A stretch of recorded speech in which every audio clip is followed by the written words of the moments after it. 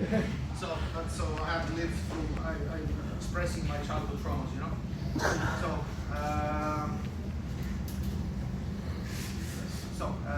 Now, what's any observations, any statements, anything you like, anything you dislike, and what you experienced, what you think of, anything? Your thoughts so far? We have done it now for 1 hour. Yes. It seems like you want to have some counter, you might want to, if you turn rotating one way with one hook or one grip and rotating the other way, even this counter rotation going on there. So, and I don't know if that's the case, but if it is that something you can talk about? No. Okay. Because that's what you have to do. Okay. I mean, the only comment is it's very unique and useful to slow it down. And the things that work, you don't need a lot of effort.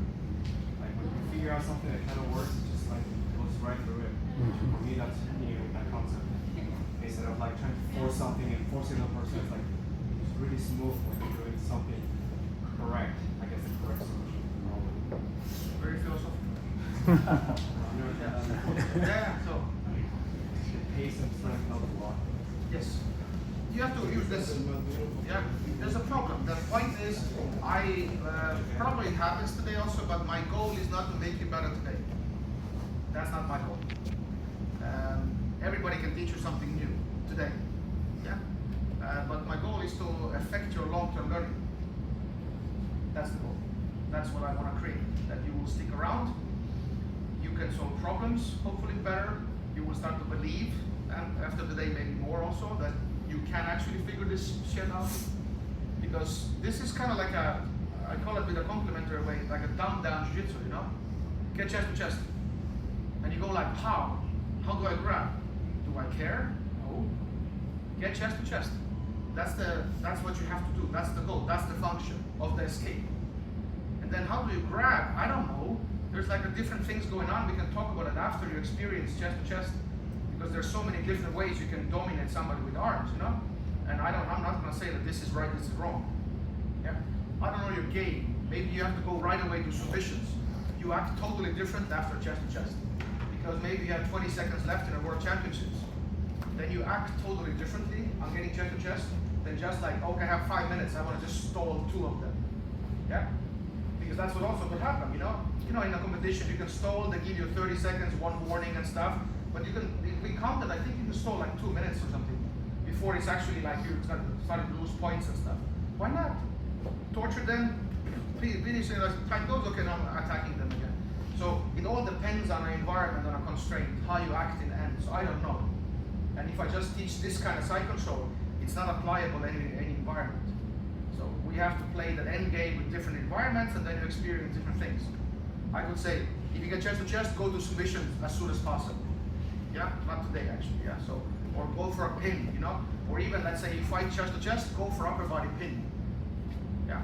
Other way, maybe you end up in a half guard bottom. That's also good. You're in top. Sorry, you end up in half guard top. You're in top, but you would rather get side control top.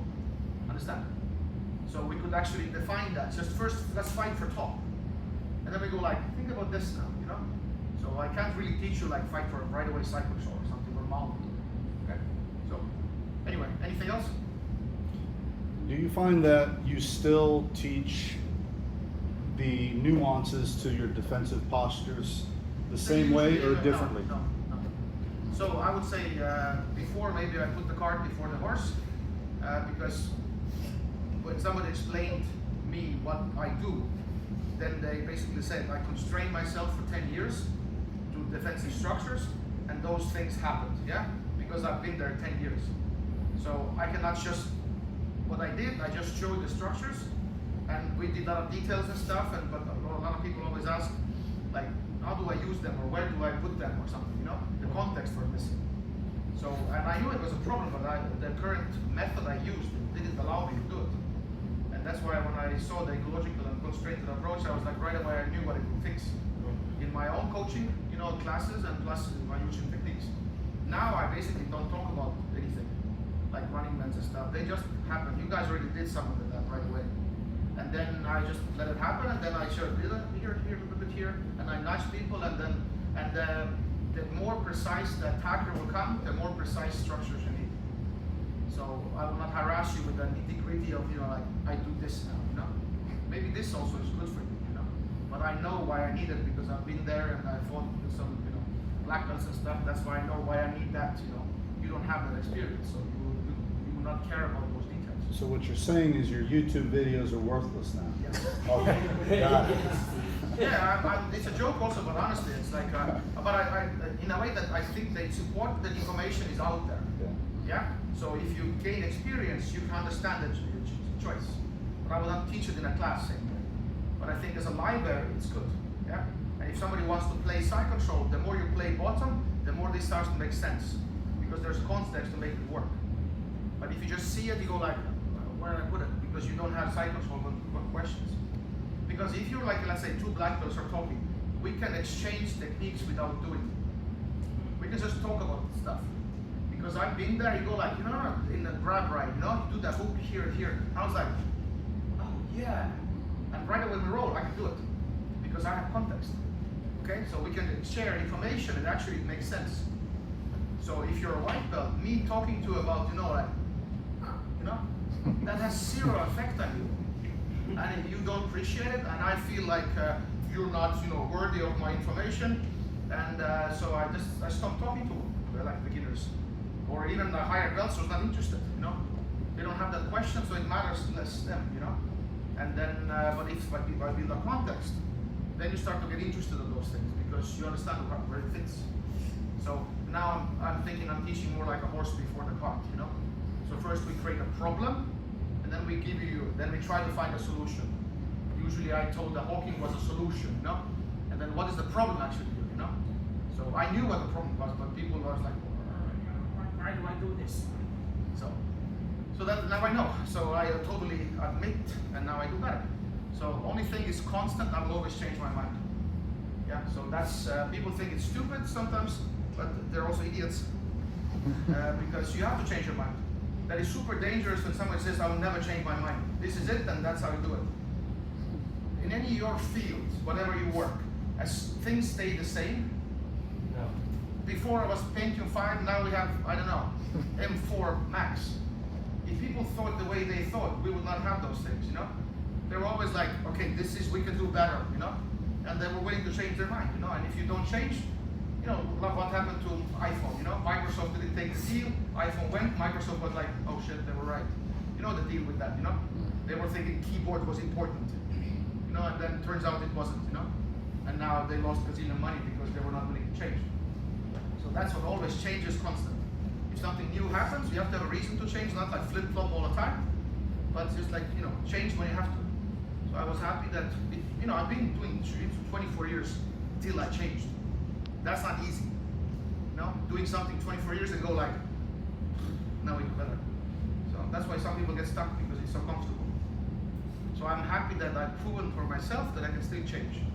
And that's like, I feel actually proud about that because that's easy to do because I've seen people get stuck. So I was happy that I can still do it. Okay? Yes. I think this environment of learning is not typically done in other schools. What do you suggest we can do in order to either promote that or practice that? Invite me for seminars. That's like self-promoting. No, there's always the books and stuff. Like there's like typical 5 books, Rob Gray, Certain Approach, Nonlinear Pedagogy. I'm reading right now Transforming Basketball. Very good book for that. There's a constraint book about golf, baseball. I hope it comes also by fencing soon or something, because we need one-on-one sports also. There's team sports and single sports. We need also one-on-one sports. So, but yeah, books, just podcast. Craig Souders, he's the man at the moment, and some people are thrown off by his personality. I totally love it because I'm very straightforward, and he gets to the point. He says you're wrong, and I know so many people that are, who is he to talk to me like this? Shut up, listen. Yeah, and smart people talk. So, and people get offended or opinionated and everything. No, he's right. Listen. Yeah, I know so many people also in Europe like, he looks like an asshole. No, he's confident and cocky because he knows shit. And I talk the same way. I talk my defensive stuff same way. And you do this and this and turn your back and everybody's wrong. I got so much heat for that. When I said everybody's like, your coaches are wrong. You can turn your back, nothing will happen. And then, I have famous coaches and this and read you wrong and they he said this, and I was like, I don't care. I have experienced that you can turn your back and nothing happens to you. Yeah? And you know the second mantra. You can, you as a white belt, yeah, beginners, you learn this, never put your arms on a mat in a closed guard, yeah? Have you heard that? Yeah. You know why? Nobody knows why actually, because everybody thinks it's kimuras. You can easily put your arms on a mat and nothing happens. That's the trick, because everybody knows, every beginner knows, I can put this on a mat because they will kimura me. They will never kimura you. If you do this, they will kimura. If you do jiu-jitsu, there's no kimuras. If you do this, there's a kimura. So it's bad to say to people, don't turn your back. I think it's right way to say, don't turn your back if you don't know what to do. That is way better sentence than open-ended, Oh, if I know what to do, I can do it. But again, don't put your arms on a mat if you don't know what to do. That is way better than don't do it. Like, has anybody asked why? And that's the thing. I always go like against certain things, So everybody goes there. I usually go there. Everybody postures up in a guard. I'm posturing down in a guard. Yeah. And I don't know why I'm working this way, but always like they told me I cannot turn my back. I will turn my back because I want to find why. Because they said it's transitional position, and you can also go like side control is transitional position or mount or whatever it is, So, but and you know that the turtle Usman did it against MMA, against Swedish Dagestani wrestler. He was using literally. He did this in MMA fight in the highest level. And he was defending a Dagestani Swedish wrestler, couldn't knock him out, couldn't choke him out. And you're telling me it won't work. That was like a really ultimate test for straight arm turtle in an MMA fight in the highest level. And there's people that say it will never work. Because again, we have a proof. So I said this 5 years ago because I think it could work, but then people were like, no, now we have evidence. It's not gonna happen very often, but it happens. So it's not like the best thing to do, but you should better know what to do. And it works, weirdly. I didn't expect it to because, Dagestani stuff and, they're like, they know what they're doing, wrestlers and stuff, and strong, and, So, yes, now let's put something else there. So, now, hook in. So, point is that also. Take the back for a second. I will also show you what you should do because some of you did it, but I will also show take the back, put the hook in. Yeah? So, no hooks, no bottom hook. One way to do it, a lot of you did it with the outside hook. Yeah? This is awesome because it doesn't allow him to turn in. Because sometimes when the hooks in, you turn. The other way, no, other way. This happens usually, okay? So now, with the outside hook, turn in. Really, really difficult, okay? And it's easier to fight for top and everything else. So you have to know when to use hooks, when to use not hooks, okay? Inside, okay? Also, one way is cross your ankles. No, outside. Also, kind of hip control this thing, yeah? It's kind of control it. You have to free that hip. Blocking this side. Yes, yeah, because it's like the same thing, okay? So you can use that, and also if you move him up there a little bit, pull him up, go for a triangle on a leg. Go for a triangle on a bottom leg. No. Bottom leg triangle. Yeah, go. Straight the leg. Straight your triangle. It's like locked up, okay? Okay, Yeah, this is also very good control. Helps to control rotation. And this is actually awesome control because it leads to banana splits, skull slices, twisters, and everything else. So that's awesome back control. It's actually quite difficult to roll out because it's very sticky. Okay? You're a little bit low for a hook sometimes, but it's awesome to do something else. So maybe you climb up from there, So yeah. So anyway, so those are the things I would also add because the hooks you use, but cross ankles, use the triangles and stuff. Some you use it, some you don't because if you're longer legs, it's easier a little bit to do stuff. So you figure out what works also for your body type.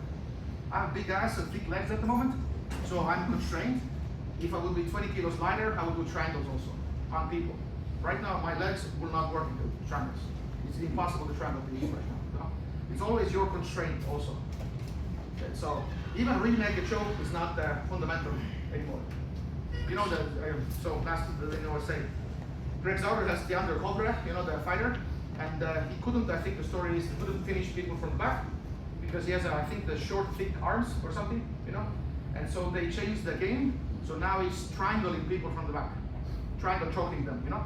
So they changed their game, and so that's the success of submitting from back went up. So, so even like a rear-naked choke is not a fundamental thing to do, and you have to see what your body kind of gives you limitations. And some people are super flexible, some are like belly, some are big ass, some are thick legs, long legs, you know. So I have to see what it works also for you a little bit in jiu-jitsu. It's not like I will do my own way all the time, but just little constraints, you know. So that also matters. Okay. So anyway. So now same thing. Now you saw the back control stuff, different ways. So now we also do it. Still no chokes and stuff. Stay behind. And what I want to say. Oh, now bottom hook. Attacker now has what we did before, bottom hook. So same thing. You can start neutral a little bit. Yeah, you can start neutral, or you start without the hooks. Let's say even it's harder. Yeah, you can be sitting or you can be on your knees. Who cares? But now top attacker, you have a wing, stay behind, and bottom hook wings. Okay, and always the defender, bottom hook. You want to keep the hooks out or see where side you go. Yeah, you want to keep the bottom hook out and looking for chest to chest. This is again a strategy, you know, moving around. So extra wing for a bottom hook, so you fall to that side. You know why bottom hook also? Oh yes, so bottom hook, why? Put the hook in, or here. This is typical what you want, yeah? You want underhook top, hook bottom. Good control, chokes, arm killings and stuff. Sit up, keep the seat belt, put underhook, fall that side.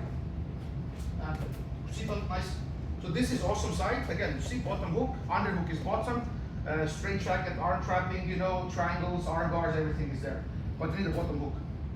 Okay, so both sides, the bottom hook is a very good thing to have. Whenever you fall, usually fall towards the bottom side, if you have back control. Okay, that's why the bottom hook, we're fighting for that, and we're falling to that side. Okay, not just random thing. Anyway, you can start with a hook in, but obviously just avoid falling there right away. You can start sitting. You can start on your knees. Any grip you want. Yeah, change grips, chest to chest, and stay behind, and bottom hook wings. Okay, more specific now. 5 minutes. Let's go.